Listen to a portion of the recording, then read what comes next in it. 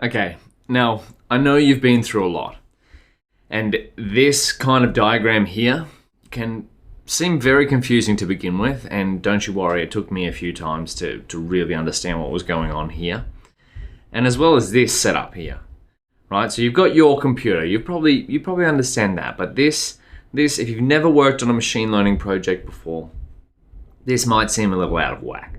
You got a project folder, you got data, you got an environment. Conda helps you create this environment, and within that environment you have different data science and machine learning tools. Well, what we're going to do in this lecture, and this is for Mac OS by the way, so if you're using a Windows computer, you might want to look at the other version of this lecture, which goes through the same steps. But what we're going to do in this section, or this lecture, and bear with me because this is a little bit of an involved process, but we're going to work through it together. There's documentation in the resources section that will help you along if you get stuck, but don't worry, this kind of concept takes a while to get it first, but once you get it, you'll start to realize, okay, I see where it's valuable, and you'll be able to use it throughout your data science and machine learning career. Now, first of all, we have your computer. What we're going to do is download Miniconda along with Conda, and then use Conda to create an environment which contains some of these tools. So this is what we'll do. We'll download Miniconda, which Conda will come with. We'll create a project folder, and then we'll create an example environment like this. And what we can use this environment for is, because there's tools in here for data science and machine learning, we can use it for our future projects. This lecture kind of sets up the whole entire rest of the course. So once we have these environments set up, we can start to work on projects, get hands-on, start working with data, start building machine learning models. But setting up the right foundation is very important. So in saying that, I've developed a little flowchart here that, again, this link will be in the resources section, of just some steps of what we're going to do with Anaconda, Miniconda, and Conda. And don't worry, we're not going to go through this, well, we actually will go through this step by step, but for now, I'll let you have a look at this on your own. But these are the steps we're going to take. Download Miniconda, let me zoom in. Download Miniconda, install it to your computer, test the installation via terminal, create a project folder and change into it. So this project folder is kind of like the workflow that we're going to be setting up for each of the projects. They'll each have their own project. Create a custom environment within the project folder. Now, an environment, remember, is a collection of packages or tools that we use for data science projects. We're going to activate our new environment, and then we're going to load up a Jupyter Notebook, which is one of the tools. Don't worry if you're not sure what a Jupyter Notebook is. We'll look into that in a second. But Jupyter Notebook is one of the tools we use most often for data science and machine learning. All right. So the first step is to download Miniconda. And what we're going to do, there's a link here in this flowchart, but I'll just show you how you'd find it. So Miniconda download. We open up a browser. So we go to Miniconda. Now remember, we're using Miniconda because it's about 10 times less space than Anaconda. Now, because I'm using Mac OS, I'm going to download the Mac version. I want to download the latest version because Python 2.7 is, or Python 2. Anything is getting phased out as of 2020. So remember, if you're on Windows, you might want to look at the Windows version of this lecture. But if you're on Mac OS, these are the steps for you. So we download this, the PKG version. Just trust me when I say the PKG version. Download that. What that's going to do, this is going to download to our download section of the computer. It doesn't take too long, so we'll just wait for that to happen. Beautiful. Once that's finished, we can open it up. This is going to open up the Miniconda 3 installer. So you'll be guided through the necessary steps to install this software. Beautiful. We're going to walk through these. Click agree. Choose installation. Now this is the default here, right? Install for me only. You want to click on this one as well. Installing this software requires 195 megabytes of space. So remember, Anaconda, even though it's got the Anaconda logo here, you want to have it, pay attention to up here, Miniconda 3. So this is taking up Anaconda is going to take up about 3 gigabytes. This takes up about 200 megabytes, which is fine. And now installing Miniconda is going to come with it some of the foundational tools that we need to get started with data science and machine learning. Remember, Miniconda is like a data scientist's workbench. So we'll click continue, install. Excellent. So after a few seconds, didn't actually take too long, it'll automatically change to this little window here where it says the installation was completed successfully. Beautiful, we can close that now, move to bin. So what have we actually done? What we've done is we've got our computer and we've just done this step. We've installed Miniconda plus Conda. And remember, Miniconda is going to come along with something like Python, which is what we need to use these packages. All of these packages are written in Python code. Now, what we can do is we're going to set up this little workflow. We've got our computer, we're going to set up a project folder, and then we're going to use Conda, which came with Miniconda, to create an environment. So let's do that. Now, if you're on a Mac, you can do this through Terminal. So I'm going to open up Terminal, and I'll make this a bit bigger so we can zoom in. Now, if you've never experienced this before, what Terminal does is essentially lets you type in commands that's going to tell your computer to do something. And that's what we want. We want to tell our computer to go, hey, create this project folder, and then we'll use Conda to create this environment. And you can do that with commands in the command line, which is where we are now. As I just said, you may hear this referred to as bash, command line, terminal. If you're on Windows, it might be something else. But if you ever hear those words, terminal, bash, command line, it's probably within the terminal app on Mac. So remember, you can find that by going terminal. Now, before installing Miniconda, this wouldn't have been here. But because we have installed Miniconda, we've now got a little thing here called base. And what these brackets are at the start of your name, you see this is my MacBook Pro, and I'm in my user account, Daniel. What this means is we're currently in the base environment.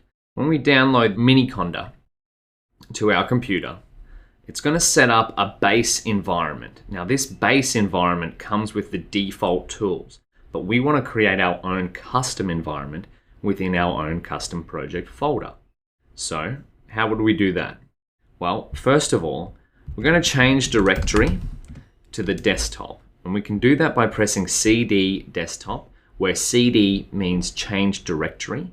And if you're wondering what directory is, it's kind of like a folder. So if we look in Finder and I go to Daniel, let me just zoom in on that for you too. So this is where we are now, Daniel. And what I want to do is change to the desktop. So I'll change to here, and we're going to create a folder on the desktop called sample project. And this will be just an example of how we create a project folder and an environment within that project folder so that we can set ourselves up for the future. For each project we go through in this course, we'll create a new project exactly like this. So we're going to change to the desktop. And now to create a folder, we can do make dir called sample project, where mkdir stands for make directory. So if we hit enter while we do that, we should be able to see if we hit ls, which stands for list, which means list all the files which are on the desktop. It says ML course and sample project. So let's go back to the desktop in Finder. You can see sample project was created today at 1:21 p.m. and there's ML course. So by the end of this course, you'll have maybe a sample project folder to begin with through this lecture, and then probably 3 or 4 others, or depending on how many projects there are, you'll have a folder for each project that we work on. And remember, we've done step 1 here. We've got our project folder. This is what we've just created. Your computer downloaded Miniconda. We haven't used Miniconda yet, but we've created this project folder, sample project. Now we're going to use Conda to create an environment which contains the machine learning and data science tools that we need. So let's go back to terminal. This is where we can use Conda again. So we're going to change directory into our sample project with CD sample project. Now we're inside sample project, and if we hit ls, there's going to be nothing in here. Go back to Finder, nothing in here, which makes sense, right? Because it's a brand new folder. Now, to create a sample or to create an environment, we can use the command conda create. And in our case, we're gonna use specifically the conda create prefix dot slash env. Don't worry, I'll step through this in a second. Pandas, numpy, matplotlib, scikit-learn. Now you might be looking at this going, holy hell. Daniel, there's a lot of commands there and a lot of these names don't even make sense to me, and what is even going on here? Well, great question, because it took me a while to get around this as well. So, in a nutshell, what is this saying? We got conda create. So, conda create environment. And prefix env. What is this even saying? Conda create is just basically the introduction to any time you want to create one of these environments. You'll type conda create. It's saying, conda, you're querying your personal assistant going, hey, I want to create something. Now that something in our case has a prefix. This .env means that we're going to use the prefix of the current folder to be at the start of this environment folder that we're going to create. And then these pandas, numpy, matplotlib, scikit-learn are the tools or packages we want to put into our environment. Now, that was a quick overview of this line of code, and we could unpack it more. But most often, it's important to just try run the code and see what happens. So let's do that. Now, what's going to happen is that what we've just done, see a list here? I'll show you what we've just done. So here's our line of code, conda create prefix dot slash env pandas numpy matplotlib scikit-learn. Beautiful. Now, environment location. See where I said that it was the prefix? So we've got prefix, then dot. This is what I mean. That means it's going to use the prefix of this sample project folder, or the file path, at the front of this env folder to create another env folder inside the sample project. And you're thinking, oh, Daniel, you've lost me. Don't worry. When I first figured out this or went through this workflow, I was like, what the hell is going on? We got slashes and folders and everything's everywhere. But after doing this a few times, it'll start to make sense and you'll realize the value in having a setup like this. So, this is saying that our environment location, remember, this is what we're creating, environment, is going to be at users/Daniel. It's on the desktop. It's in our folder, sample project. Now this name might change depending on the project we're working on. And it's going to be env. It's called env. Env is short for environment. It's like one of those shorthand ways of typing something, like CD is for change directory. You'll see this very commonly throughout your data science and machine learning career. My environment might be shortened to env. And now Conda is telling us we're going to add/update these packages in there. Why these ones? Well, because we've typed them. Pandas, numpy, matplotlib, scikit-learn. Now you might be thinking, Daniel, why did you choose these? Well, let's go over here. We'll zoom in. Look here, this is the environment we want to create with some of these tools. There's matplotlib, there's pandas, there's scikit-learn, and there's numpy. So let's go back to the terminal. When we scroll down, Conda's going to tell us a few things. So the following packages will be downloaded. The following new packages will be installed. Yep. And so this is saying NumPy is going to be installed. Panda is going to be installed. But remember how Conda is our personal assistant?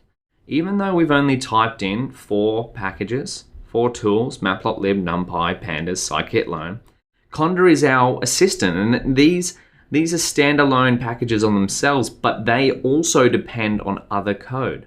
So because Conda's our personal assistant, it's going to go, hey, ask the internet, what do I need to run these? And then Conda's going to go and grab all of these extra things for us automatically. We're going to say, yes, thank you, Conda. Please proceed. And so now what's going to happen? It's going to download from the internet and extract different packages. Extract just means similar to how we installed Miniconda. Extract just means it's going to download it and go through the install steps for us. Now this is going to take a few seconds because it's going to go through pandas, numpy, matplotlib, and scikit-learn. We'll just wait till that completes. Excellent. So That took a few seconds to download a few things from the internet, but now what have we just done? Well, preparing transaction, done. Verifying transaction, done. Executing transaction, done. Beautiful. Now to activate this environment, this is a message from Conda. Conda activate users /Daniel /desktop /sample project /env. Okay, so if we go back into the sample project folder, we can see here, now we've got an env folder. So what we've done, we go back to our presentation, we look here, we've created a project folder called sample data. Now we've created an environment folder called env, which contains Jupyter. Sorry, we haven't installed Jupyter yet. That's a little spoiler for what's coming up. With pandas, matplotlib, and scikit-learn, thanks to Conda. So we're going to pay attention to what Conda says. Let's run this code, Conda activate. And now I like to type things out, right, instead of copying and pasting, because it gets me used to typing these different commands, and you will get to. You might see these and think, my goodness, this is so much, but don't worry. As I said, we're not in it for the easy thing. We're in it to do things right and make practical machine learning solutions, and this is part of it. So you might want to write this one down. This your special activate might be similar to mine, might have your name here, so you can use it in the future. Now, once we've written it down, we're going to hit enter. And so what you'll see change here is, look, we've gone from base to now users, Daniel, desktop, sample project, env. Now this section here is the env prompt. Remember, that's the active environment. So if we go conda env list, which is going to say, hey Conda, list the environments that we have. We've got base and we've got the env folder in our sample project. Now the star indicates which one is active, which makes sense because this one is the same as this one. Okay, now we've set up an environment with some tools that we need. What we're going to do is start up a Jupyter notebook and try to import the tools that we need. Remember, importing in Python is like saying, hey Python, go and grab these tools, I need to use them.